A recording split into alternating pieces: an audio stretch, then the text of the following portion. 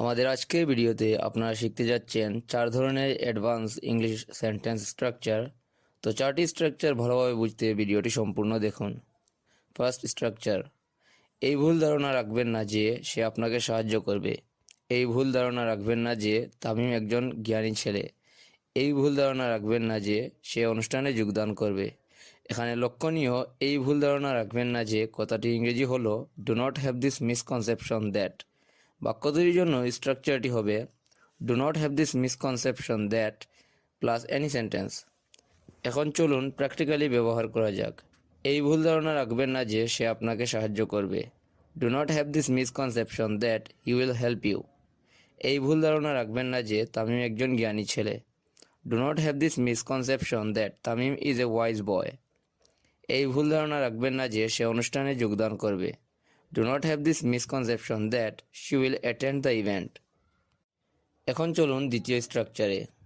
এমনটা চলতে থাকলে আমি অংশগ্রহণ করব না। এমনটা চলতে থাকলে তাকে যেতে দেওয়া যাবে না। এমনটা চলতে থাকলে তাদের মধ্যে ঝগড়া শুরু হবে। এই ধরনের বাক্য আমাদের কথা বলার ক্ষেত্রে প্রায়ই প্রয়োজন হয়। এই স্ট্রাকচারের লক্ষণীয় বিষয় হলো এমনটা চলতে থাকলে, যার ইংরেজি হলো if this continuous or if this goes on. সম্পূর্ণ স্ট্রাকচারটি হবে ইফ দিস গোজ অন কিংবা if this continuous plus any sentence. চলুন বাক্যে ব্যবহার করি। এমনটা চলতে থাকলে আমি অংশগ্রহণ করব না। If this goes on I will not attend. এমনটা চলতে থাকলে তাকে যেতে দেওয়া যাবে না। If this continues he can not be let go. এমনটা চলতে থাকলে তাদের মধ্যে ঝগড়া শুরু হবে। If this goes on they will start quarrel. তৃতীয় স্ট্রাকচার, প্রতিদিন আমরা আমাদের পরিচিত মানুষদের অনেক সাজেশন কিংবা পরামর্শ দিয়ে থাকি।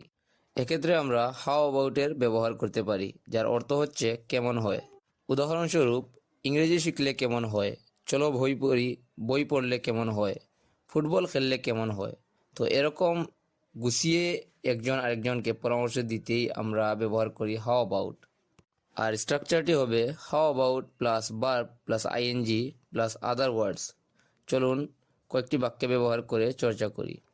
ইংরেজি শিখলে কেমন হয়, হাউ অ্যাবাউট লার্নিং ইংলিশ। বই পড়লে কেমন হয়, how about reading a book. Football খেললে কেমন হয়, how about playing football. Movie দেখলে কেমন হয়, how about watching a movie. আচ্ছা, এখন চলুন চতুর্থ স্ট্রাকচারে। আমরা আমাদের ডেইলি লাইফে এরকম কিছু বাক্য ব্যবহার করি, যেমন ইংরেজিতে কথা বলতে কি যায় আসে, জিজ্ঞাসা করতে কি যায় আসে, চেষ্টা করতে কি যায় আসে। এখানে উল্লেখ্য কি যায় আসে কথাটি ইংরেজি হলো হোয়াট গোজ টু। কোনো কিছু করায় কি যায় আসে, এরকম সেন্টেন্স তৈরির জন্য স্ট্রাকচার হবে what goes two plus verb. আপনি চাইলে ভার্বের পরে আদার ওয়ার্ডস ব্যবহার করতে পারেন। এখন চলুন কয়েকটি এক্সাম্পলের মাধ্যমে চর্চা করা যাক। ইংরেজিতে কথা বলতে কি যায় আসে, what goes to speak in English. জিজ্ঞাসা করতে কি যায় আসে, হোয়াট গোজ টু আস্ক। চেষ্টা করতে কি যায় আসে, what goes to try. So আশা করি বুঝতে পেরেছেন। এরকম সকল চমৎকার advance daily used English structure শিখতে আমাদের চ্যানেলের সাথে যুক্ত থাকুন। See you in the next video.